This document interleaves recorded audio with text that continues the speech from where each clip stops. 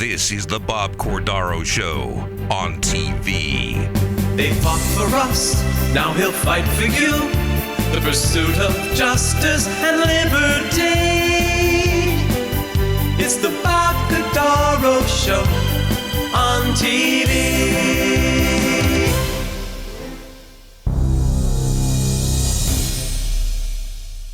Congressman Dan Muser has made his mark in Washington, D.C. and Pennsylvania as a member of the Financial Services and Small Business Committees, with offices to serve you in Tunkhannock, Bloomsbury, Hamburg, Dallas, Lebanon, Berwick, and Pottsville. Congressman Dan Muser is our guest this week. He's the representative for the 9th Congressional District here in Pennsylvania. And Congressman, you have been doing such hustling, particularly this week. I'm led to understand you did 47 events in the district just during this week. It's remarkable. Well, I'm not sure it was quite that many, but, we've been in Washington for the last 7.5 weeks, which is a modern day, I think, most extended time straight, week after week in Washington. So it's been great to be back in the district. And yeah, we covered we covered most of our district. I mean, our district is now nearly 6,000 square miles, larger than the state of Connecticut. But we've been in Lebanon, Pottsville, of course, locally in Dallas, and Sunbury and Sayre and Montrose, and we've been everywhere, man. Well, tell me yes, the Johnny Cash song. Tell us some of the highlights of your tour this week of the 9th Congressional District. Yeah. And that's really rewarding work. I have to say, we do our best to move the needle in Washington, but at home, taking care of business, seeing the impact, leaving footprints is just very rewarding part of the job. And we got a great district staff. I promised at the very beginning we were going to have the best district staff in the country, and I honestly think we've gotten there. But revitalization is something that I know you hold near and dear, and we do as well. That's probably the word that best describes what our focus is in my district office. And small business and economic advancement, but revitalization is all part of that. And there's nothing better than seeing one of our local communities improve and advance and have a little bit better incremental and then leap forward when it comes to improvements for quality of life, parks, infrastructure, bringing in some schools, cleaning up areas. In Pottsville, for instance, and there's many instances, but we helped turn it into what they now call a college town by helping bring some funding and some planning and real support to bringing a new Alvernia University science building and nursing building into the heart of Pottsville. So that brings in young people. It brings in a nice vibe. It cleans up an area. It's really beautiful. But, back to this week, we went to the Career and Technical Center in Lebanon, Lebanon County. And it's an incredibly important place. Hundreds of high school and higher ed kids, young people are learning the trades, learning skills, learning math and everything else, but they're learning plumbing, they're learning welding, they're learning how to be an electrician, they're heating and air conditioning, many things, auto mechanic. And, a lot of these people, not just they learn a skill, they're our future entrepreneurs. So I'm familiar with every single one of our career technical schools. Congressman, they get to stay in the area if they've got those kind of skills. Yeah, we lose so many people. You said it, Bob. It's so important, and a very, very high percentage of those that do attend the career and technical schools stay in our area, and they really care about improving it. We had something special this week too. We had a big lunch. Tom Gehard, former commissioner of Carbon County, has been on my staff for 4.5 years. He's retired, so it was great. We had the full chamber from Schuylkill County come in, and so many of the elected officials. We really have a real family feel in Schuylkill County. It's the center of our district, so we're like all in together in Schuylkill, and it's really terrific. And then in the western corner of my district, my new district, my expanded district is Sunbury, and we're working on something called the Susquehanna Avenue Project. We were able to bring some community-funded funds to that. And they're just really excited about expanding the roads, improving the sidewalks, improving some of the infrastructure, rainwater drainage, sewage piping, and all. And it's just things that people feel, see, and make a difference in their quality of life. Well, Congressman, thank you very much for being with us and being a part of this program each week. Uh, this district, these towns, they need you for cheerleader. They need you for funding. They need you for leadership, and we're very proud to say you're providing it. And you know what? They love you up in Sayre, up in Bradford County. I did a small business and revitalization tour there. It's amazing what a few community leaders that gain some momentum, how beautiful that town of Sayre is. And I just encourage people to take a ride up. It's really an idyllic, really nice Pennsylvania town, as is Montrose. We were there. As you said, we've been to a lot of places. I don't want to leave anything out. Well, anything we leave out this week, we'll get next week. All right. Hey, you're the best, Bob. Keep up the great work. Congressman Dan Muser, thank you as always. Thank you. Congressman Dan Muser has made his mark in Washington, D.C. and Pennsylvania as a member of the Financial Services and Small Business Committees, with offices to serve you in Tunkhannock, Bloomsbury, Hamburg, Dallas, Lebanon, Berwick, and Pottsville. Rebecca Martino is the owner of Stately Pet Supply, a unique pet store experience in Clark Summit. Rebecca is also a vocal advocate for local business and buying local. We're joined for our regular monthly segment today by Rebecca Martino, Stately Pet Supply. Rebecca, welcome back. Thanks for having me again. Yeah, it's great to have you. Thanks. I was at the store again, and as I often do, and it's just a cool place. I'm so glad to hear that. A lot of times I say I'm winging it, and if anyone finds out that I really have no idea how to run a retail business, when the secret gets out, I jumped from nursing into this. So I'm so glad to hear that. Well, it's always busy. Mm-hmm. It's always fun, which is strange, and I never remember what I got the last time. We can look it up. And they look it up, and they're happy to be there. They're happy to help me. Stately Pet Supply is it's a gem. It truly is. Thank you so much for saying that. It just, you put so much time and effort and time away from family, and your life savings goes into things like this. You have an enormous number of competitors. Every grocery store, online, there's just so many competitors. So thank you very much for it's worth a trip. So this week you wanted to talk about picky eaters. Mm-hmm. I think of a little dog when I think of a picky eater, but I had a German Shepherd that was a picky eater. Mm-hmm. What do we do with that? Okay, so how I look at dogs is I think there could be one of three categories. If you have a dog, they could be an insatiable, knucklehead where there's, getting into the garbage, they're bottomless pits. Mm-hmm. You could have a take it or leave it kind of mellow dog, or you can have the really fussy, picky dogs that need you to, take their bowl and put Parmesan cheese on it and all these things. And so first thing I like to approach with if you have a picky dog, first thing is to look at the base food. Usually in America, it's a dry food, a kibble, things like that. But maybe you're home cooking, but presuming it's kibble, I like to take a look at that. Let's change that. There are thousands and hundreds of thousands of brands out there. And I have samples of maybe hundreds of them also. So you can really easily stop into the store. I will load up a grocery bag full of samples, take it home and have a little taste testing. Did you bring the dog in? Yes, I prefer it.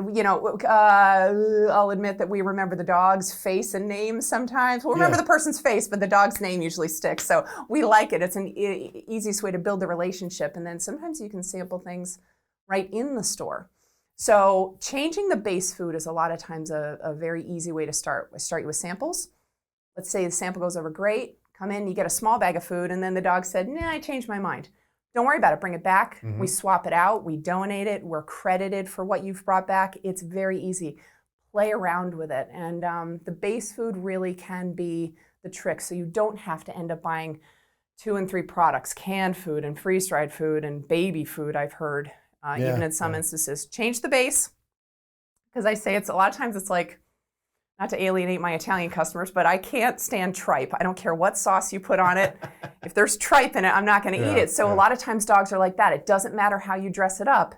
If the base food is what they don't like, change it up. So come in and try it. Oh, now, yeah. let me ask you a question. Are there, and we don't have a lot of time, but are there pets that are finicky and they'll switch constantly? Yes.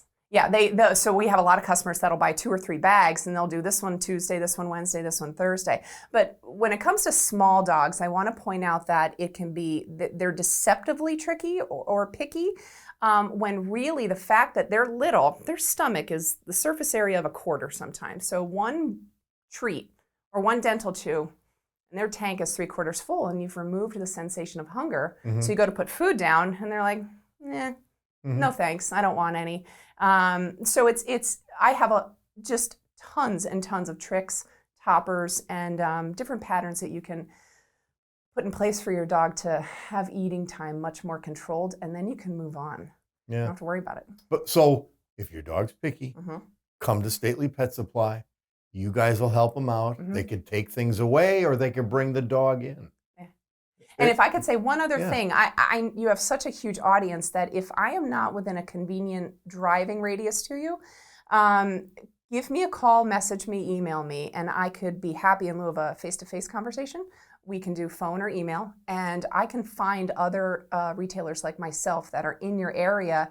And if you're in front of me, I'd send you this product, but I'll just find that product where you live and send you that way. It's easy. Or obviously you do you do internet We do, sales. when we do delivery in a 15-mile radius. So we'll go Okay. from Tunkhannock to Lake Ariel and everywhere in between. Great. Rebecca Martino, Stately Pet Supply. Thank you. Thank you.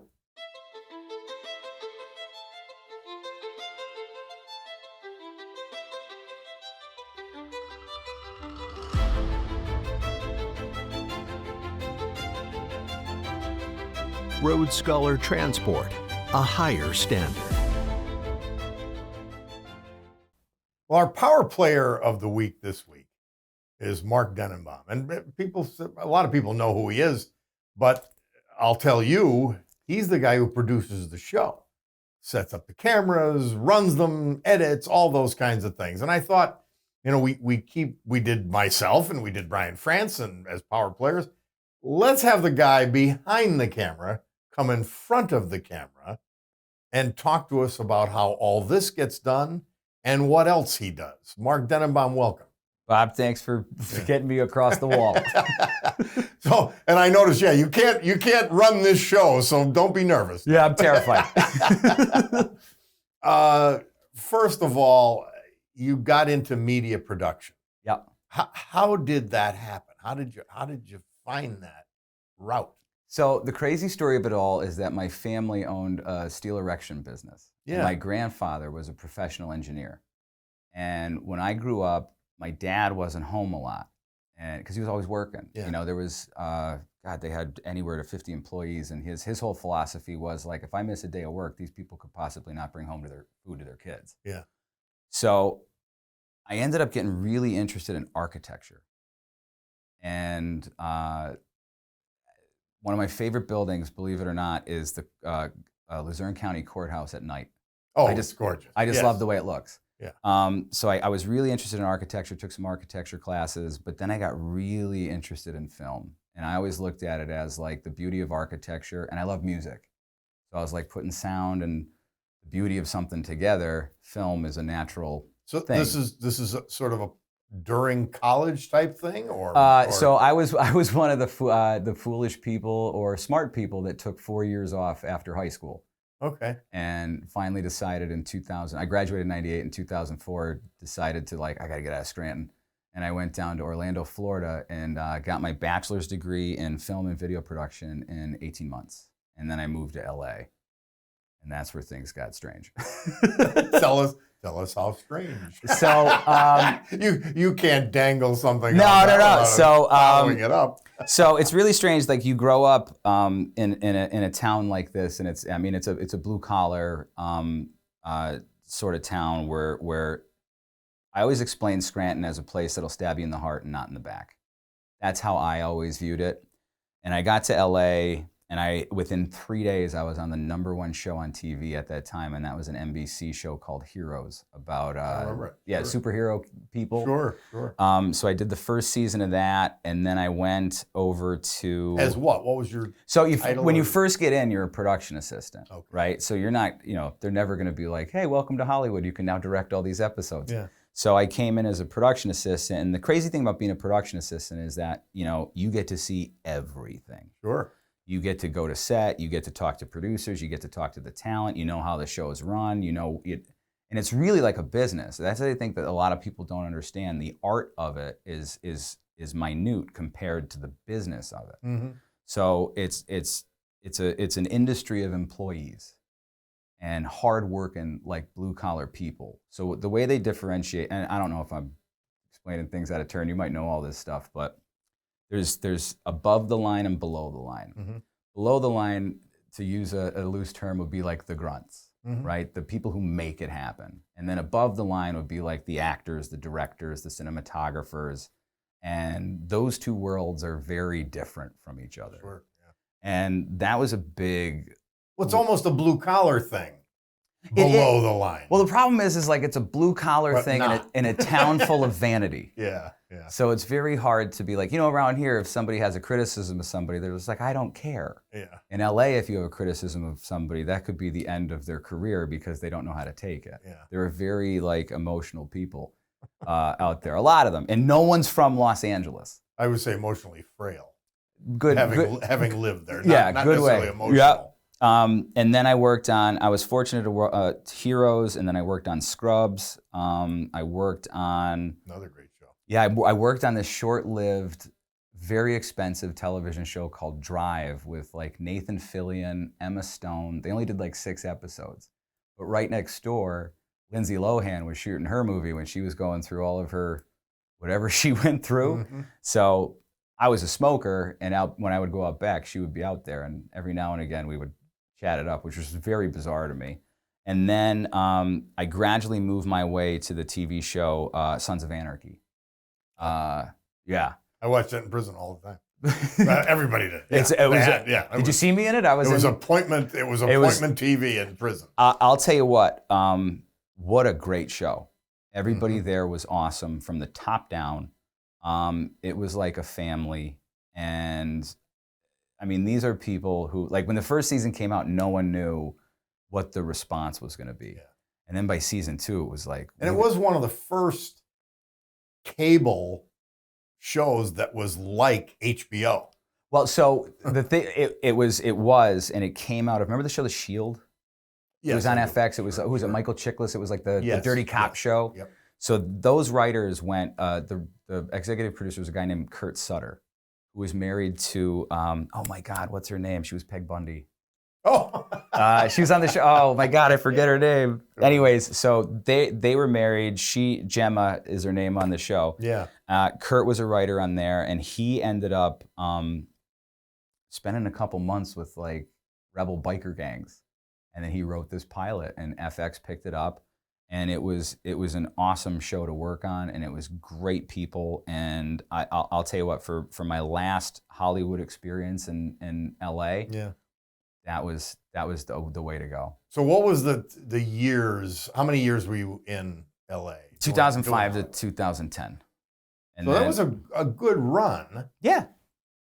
Yeah. What made you decide to decamp? The town really wasn't for me. And it took me a long time to realize that. And I had to make a decision about, like, I moved back here. I didn't know what I was going to do. And I just knew that, like, the town's weird. Like, that's the best way to explain it. Sure. Yeah. I mean, I lived in white collar LA, but Yeah, I was in No less weird. It's No less different. everybody. Well, it's the crazy thing about the town is like everybody you talk to, it seems like they're trying to get an in with you, or if you know somebody, and strangely enough, Because nobody does know anybody. nobody does. Yeah. I ended There's up no family connections. No. There's none of the things. well up top there is. Yeah, but Yeah. there's no, in terms of, it's almost like old downtown Los Angeles was nothing Yeah. because the new had completely replaced it. Yes. And it's almost like that with the people as well. Yes. Yeah. And there was a lot of bitter people. A lot of the shows that I worked on, the guy. So do you know what a call sheet is? Sure. So on the call sheet is number one. If Tom Cruise is in the movie, he's number one on the call sheet. On Sons of Anarchy, it was Ron Perlman and Charlie Hunnam. They were 1 and 2. And as you went down, there was a little bit more bitterness amongst all the other people, and that's just kind of like. But they were all great. Like we would go into golf tournaments together. Like I'd be hanging out with Charlie and Ron, and it was really, really awesome to be there. And then I left. I finally had enough, and then I came back to Pennsylvania in Scranton, and I worked for a company for about like 5-6 months, and then I was like, uh-oh, I got to get sober. So I started my own company on August 1st, 2010. Mm-hmm. At the time, it was called 25/8 Productions. Now we've changed it to 25/8 Studios. And right around August 8th was my last drink, because I was like, I see the future, and the future is not good for me. So it was a voluntary thing, or was there an event? it was. All right, I'll tell stories out of school about my family. They know all these stories. You'll be in trouble, not me. My mother and father, I've come to realize, are two of the most amazing people in my life, and I'm absolutely fortunate that they're my parents. Although at the time, when you're younger, you don't realize that. Yeah. And my father always had my back, and my mom's. They're both West Siders, but my mom's like fight you in the alley West Sider. Mm-hmm.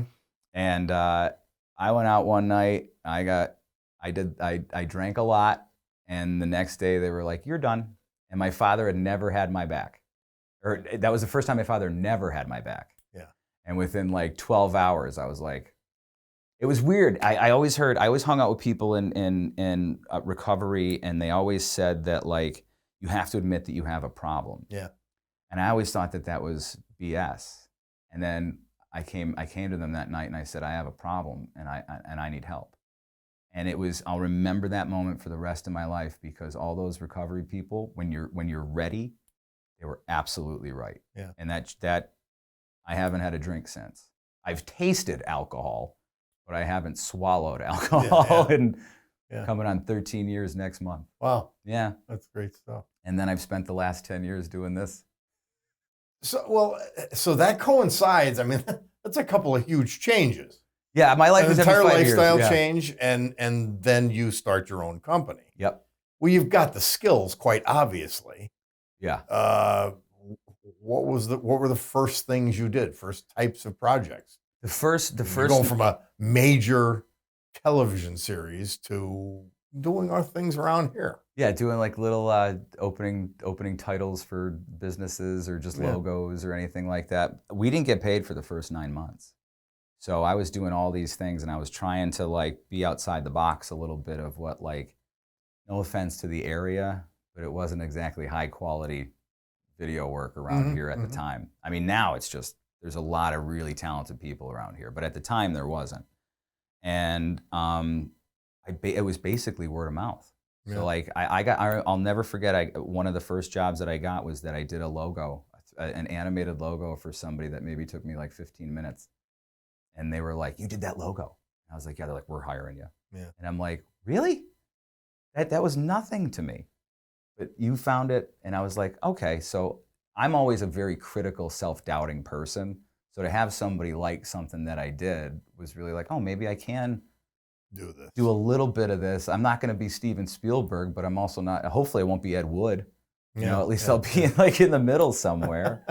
And I've met, I'll tell you what, I don't regret coming back here at all. The people that I met, the groups around here, nonprofit groups. I just love all of them, and I started to do all the nonprofit work, and that really, you know what it did? It made me grow up and gave me perspective, because I started to see the world in a way that maybe regular, average, everyday people didn't see it. I started to see like the broken people, and that there was a real lack of through the nonprofit space. Through the nonprofit space, yeah. Like I'm really proud of the work that I did with like Coaches vs. Cancer and Marley's Mission. Coaches vs. Cancer was a really profound experience for me. Unfortunately, we haven't had it in 3 or 4 years because of COVID. But the people that I met there, like inspirational. You know, when you're looking, and I have to go tell their stories. Yeah. So usually what happens at these nonprofit events is they do like this, a highlight video, or Coaches vs. Cancer does an honoree video. So every year they pick a person who is the honoree, who is either beaten cancer, in remission, or has like a positive outlook on their illness. And every time I got out of one of those situations, it was just life changing. Yeah. And takes you back to our Bob Adcroft episode here. He's a hero, man. Tell me, with the few seconds we have left, and by the way, we're going to go BCTV Extra with Mark Dennebaum, because he's got a lot more going on. Now you've got essentially a full service media business. Yeah. Including ad buying, you do political campaigns, you Yep. do this TV show. Yep. So you've really settled in, and your work is acknowledged and appreciated by so many. I'm so happy that you thought about me. Can I tell the quick story about how this happened? got How much time do we have? Yeah, a couple. You may have to tell that in the extra. All right, let's do that then. All right, I'll do that then.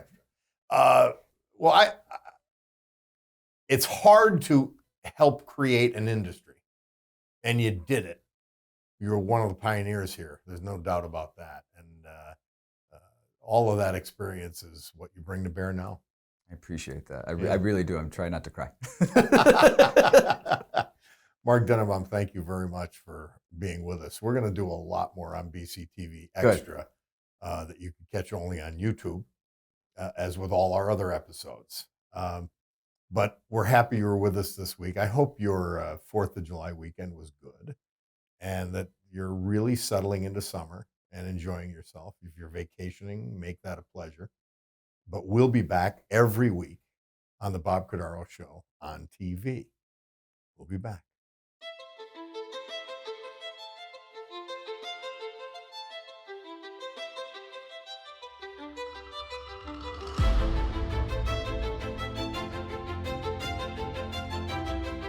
Road Scholar Transport, a higher standard.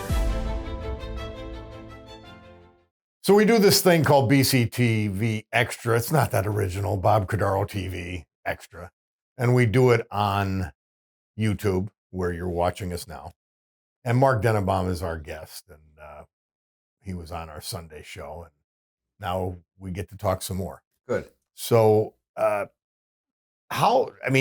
had to be fits and starts to developing this business, because I always look at Scranton as an area, and funny that we both did the LA thing. Right. I always look at Scranton as, you think nobody's doing something until you try to do it. Right. And you find out, there's lots of competition. There really is. And there's not a lot of resources being put in to that particular business. And I'm guessing you found that in media. I remember I had a pretty big ad agency call me up. They were doing ad work for a local hospital, and they wanted me to be like the location guy and like go out and figure out everything. And they're like, you got to get the permits, you got to get this, you got to get that. I said, I'll take care of it, whatever. And I remember calling over the city and going like, hey, we need permits for here, there, for we're film permits. And they go, what's that? And I went, all right, I'll call the police and let them know that we're going to be going there.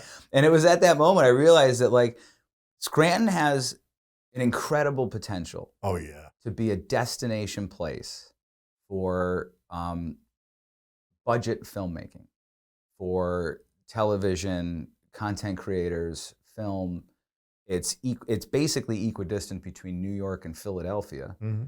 And I know there was that, whatever that kerfuffle was all the way back then with Cali. Yeah. But the you saw the potential. The short version was we were trying to demonstrate a movie set in New York City could be filmed here and toto, except for exterior shots. Yeah. And we were trying to develop a film studio, which we had the building, the old Corning plant up in Benton, all that. And that potential's still there. And you could do a big city scene downtown. You can go into one of the alleys. And do a period piece. Absolutely. You could and then in 10 minutes, you're in a farmland. Yes. There's no place like it, in my view. Did you ever hear of TMZ? Sure. Do you know what that stands for? It stands for the 30-mile zone. Oh. So TMZ means is that if you put a pin in the heart of Hollywood and you radius out 30 miles, you can basically get to anywhere on the world for a film set, minus Alaska. And that's a union thing too. So TMZ, outside of that, you got to pay us way more money. TMZ. Well, our TMZ's 10 miles. Yeah, but in LA, you want to go 30 miles? That could be 2.5 hours to get there. 2.5 hours here, you're almost at Pittsburgh. You know what I mean? So the potential around here, and everybody they love film. Everybody around here loves film. They want to be a part of it. Yeah. When I worked on Sons of Anarchy, one of the producers that worked on that show ended up being a really good friend of mine, was a guy by the name of Kevin Corcoran. Kevin Corcoran was the youngest child on Swiss Family Robinson. How about that? Right. And I didn't know that until like the end of season 1, and then I started to like fanboy with him. But he would give me like these little nuggets of advice about working with people. And one of the things that he said that will always stick with me is he goes, armies travel on their stomachs. And I said, what does that mean? Because if you don't have the money to pay them, feed them well, and they will be happy. And I've learned that, especially in like the indie world around here. I've done stuff with your son, and he's a really talented writer. Him and Adcroft, they're unbelievably talented filmmakers. And it's just a joy to see people doing that. Yeah. I just get nervous about like everybody whose uncle buys their nephew a camera. They're now my competition. Well, we've had 2 great documentarians on here. Yeah, McCulloch, filmmakers, and Alexander Manelli. Yeah. Do you see yourself as a filmmaker who has an ad and production business? Or do you see it as the same thing? How do you view it? Oh man, I don't want to say anything negative about artists. Here's what I say about artists is that, and I try my best, and I fall into the pitfalls of that a lot. But artists, a lot of the times, don't understand the concept of time and money. And for filmmakers, especially really good filmmakers, they need people around them to be like, no. Guardrails. We got to keep you in the guardrails. But as a business person in this industry, you've got your own. It's hard to police myself, though. Okay. You know what I mean? So sometimes you do need the yang to your yin of being a lunatic, where you're like, no, let's send the camera to Mars. And somebody's like, we don't have the budget for that. That's $7 trillion. So you need somebody there to keep you under the clouds a little bit. And I'm fortunate enough to have a few people in my life like that. But artists, especially artists around here, I think are some of the most talented people that I've ever come across in this entire country. I don't think a lot of them have the tool set, the mental tool set to say, how do I see this through to the end? Because I went to a seminar once, and a really, in my mind, somebody I respect who's in the ad business, he goes, what do you think artists talk about in New York City? And I foolishly said art. And he's like, no, they talk about where they're going to show their paintings and sell them. And when you talk to artists around places like Northeast Pennsylvania, they're just like, I just want to show my art. I just want to show my art. And it's like, yeah, but if you love it, you have to find a way to make a living at it. There's a self-limiting factor here. But I don't blame. It doesn't need to be. No, it does not need to be. But it is. It exists. It's part of cultural. I think what you started was a vision. And I think that it was a really great vision, and I still do. I think that the potential for this area, what people don't realize is like most movies that you see, they're like, oh, that was in New York City. It's like, no, that was shot in Budapest. Yeah. Yeah. You know, like Stanley Kubrick, Eyes Wide Shut. I don't know if you saw that movie. Yes. Oh yeah. Everyone thinks it's New York City. It was a soundstage in London. Yeah. You have no idea. And that's the magic of filmmaking. If you know what you're doing, you can make anywhere. Yeah. And I think that this place has incredible potential to be, the tax incentives in the state of Pennsylvania are fantastic. And We put them in with Ed Rendell. Yeah, with as a Sir filmmaker, Paul I appreciate Sorvino, it. Yeah. I don't understand why no one has really grabbed the bull by the horns and tried to really lobby people and say, you know, this is a great place, and it's great for the economy, it's great for the image, Mm-hmm. you know, and those are some things that we need right now. And they use, as I was pointing out at the time, we were trying to develop the film studio. They use carpenters. They use electricians. Everybody's They union. use tradesmen of all sorts. It's not just, you know, these ephemeral jobs that people don't understand. It's real work. There are union painters, union scenic. I mean, the carpenters on these places or on these shows are incredible. Yep. Okay, it's Tuesday. We need this whole interior house set by Thursday.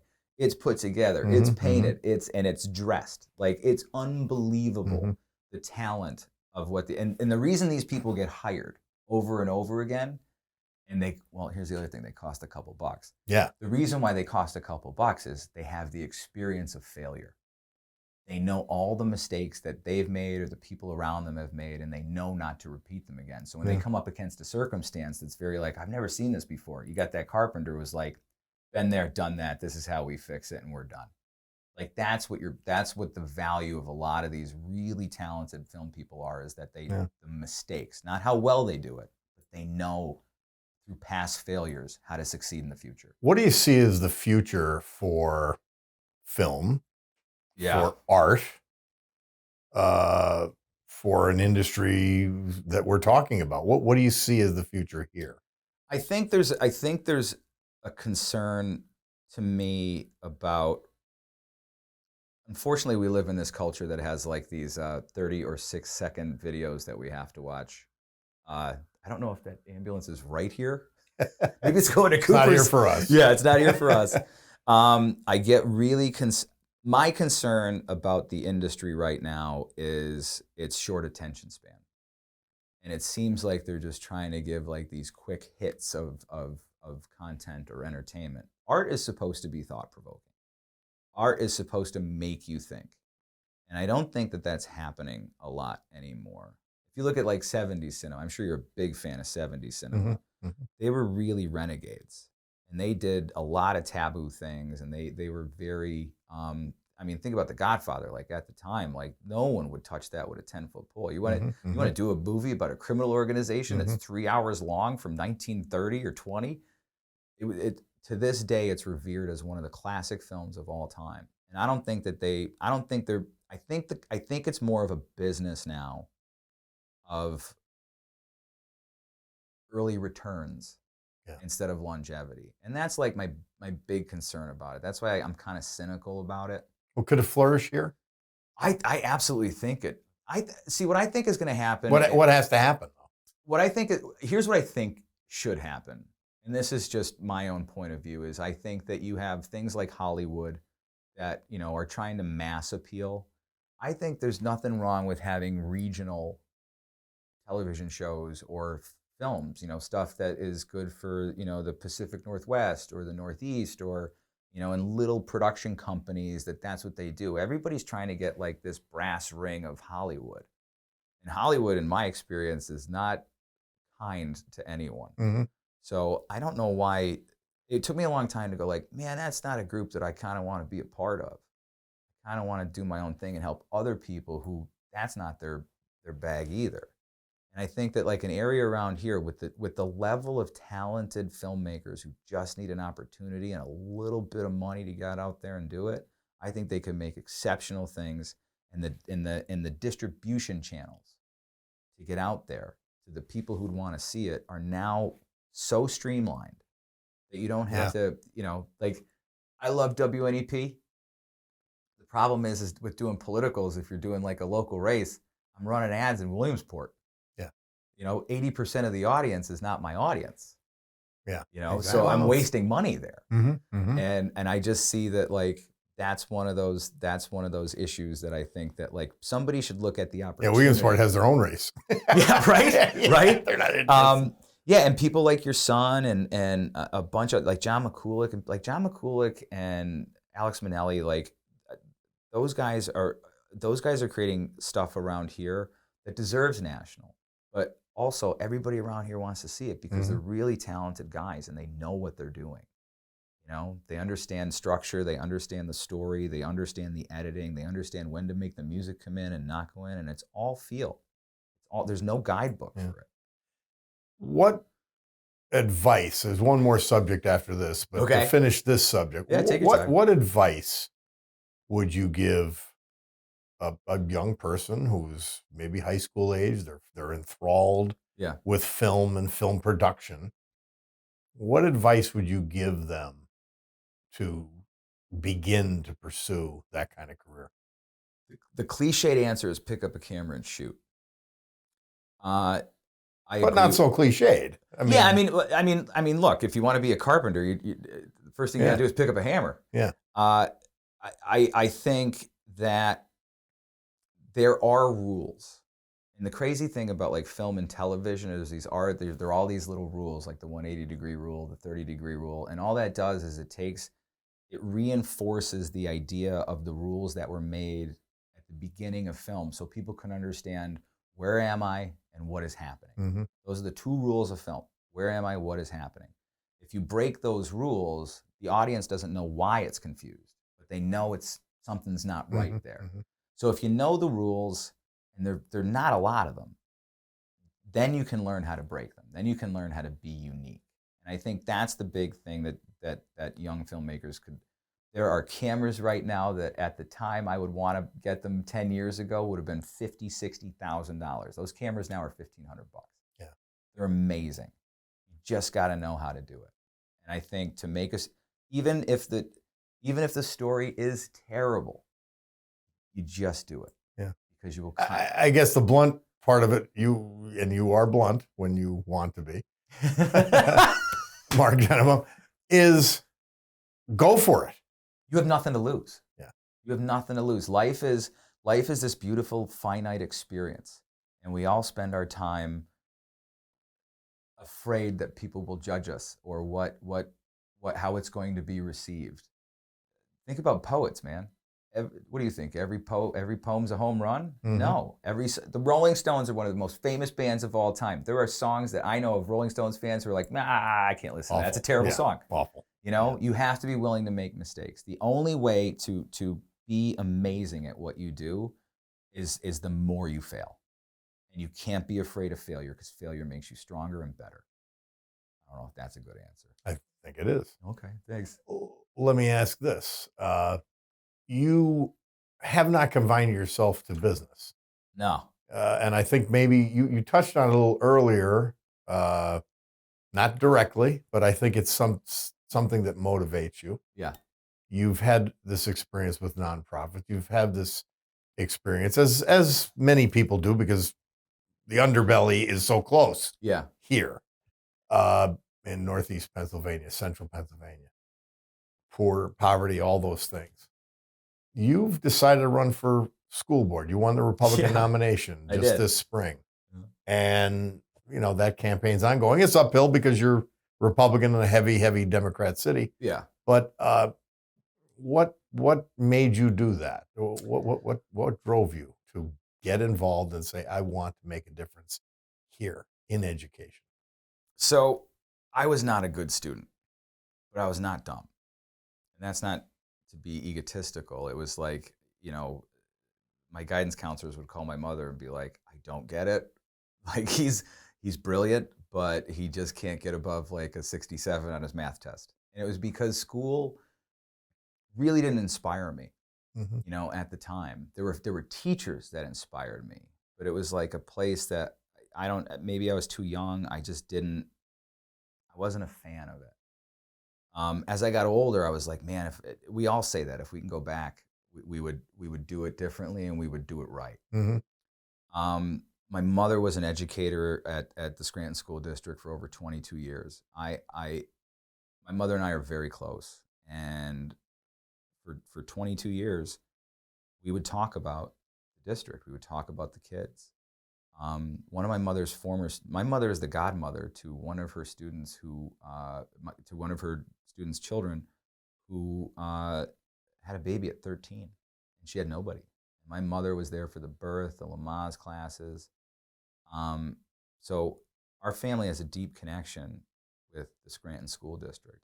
And I have never met a student that my mother had in school that didn't come up to me and say, "Your mom's Mrs. Dennebaum?" And I said, "Yeah." And they go, "She changed my life." My mom did that to everybody. And over the years, you start seeing things happen, and you start, we all sit around the diner table and we have our discussions. And a lot of us aren't happy with the way things are going, but nobody ever stands up. And my mom's philosophy since she was a kid, she would bring clothes for the kids that didn't have them. She would give them rides if they didn't have them. She's a humanist. Mm-hmm. And I said, "Why do you keep doing this? You don't need to keep doing this." She goes, "If I don't do it, who will?"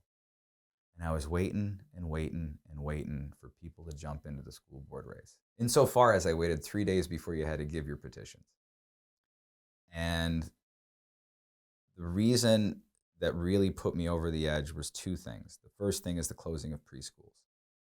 A lot of these kids, especially from the low-income families, they don't have a choice. Their kid needs to go to preschool. And if their kid doesn't go to preschool, they have to work. So what do? You're now adding more burden on that family, which is going to really impact that young kid's life. And then when you find out that it was all paid for by the state, and for some reason they got rid of it, just didn't make any sense. And the other thing was the murder of the student last summer.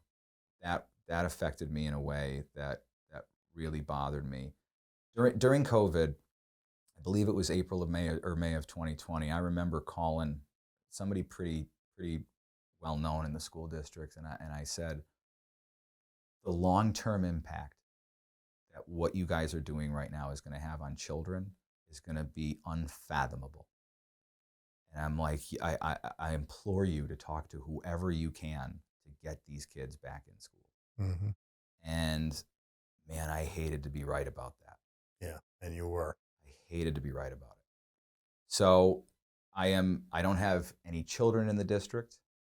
I don't have any family in the district, which I think puts me in a great opportunity to be less biased than most others would be. So I can look at a situation pragmatically or a decision pragmatically without anybody manipulating or trying to garner one side or the other. And I think that politics doesn't have a lot of that. People are afraid of what people are going to think about them instead of doing what's right. I think first and foremost, it's the children and the teachers. I think teachers are incredibly shackled and handcuffed in how that they can educate children and inspire them. And I don't know, there are many options to address that. There are many avenues to take to bring that to the forefront. I don't know what the right answer is, but I will go to the mat to figure out how we can help our children more and prepare them for life, and prepare them for the next steps of like reading, writing, arithmetic, critical thinking, art, music. That's the first things that they take away. Yeah. They take away the arts and the music. Mm. The things that inspire people are the things that we're going to take away. I don't understand that at all. It doesn't make any sense. It doesn't make any sense. So there's a couple of really great people running. I am incredibly grateful for them being in the race. They're incredibly smart. They've really been helpful to me when I have questions. And if I can say one more thing, if that's okay.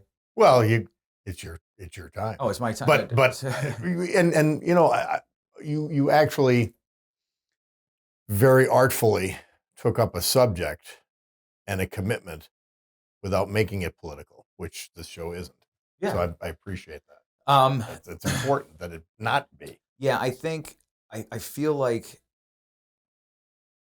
there's this polarization amongst people where you have to be siloed into factions, and I realized rather quickly during the pandemic that a lot of the people who are divisive have way more in common than they do apart, and they're just afraid to talk to each other. They're afraid to have a conversation. Nobody wants to have debate. Everyone wants to win an argument. We don't have to win an argument. We have to find solutions to make sure that, like, Scranton, our children, all our citizens who work here and pay taxes here, the elderly population who's still paying school taxes as they're getting raised. I don't know. Something went wrong somewhere, and I don't know where it went wrong. But I think we really, really have to have hard conversations without animosity and try to come to solutions where the number one priority is children. Absolutely. Well, Mark Dennebaum, thank you very much. It's good to have you behind the camera, always, but it's a pleasure having you in front of it as well. Well, can I say that I'm grateful for our friendship. Well, man, Thank you, sir. Thanks for being part of the program. You've got an appointment every Sunday morning at 11:30 right here on WNEP TV, The Bob Cordaro Show on TV.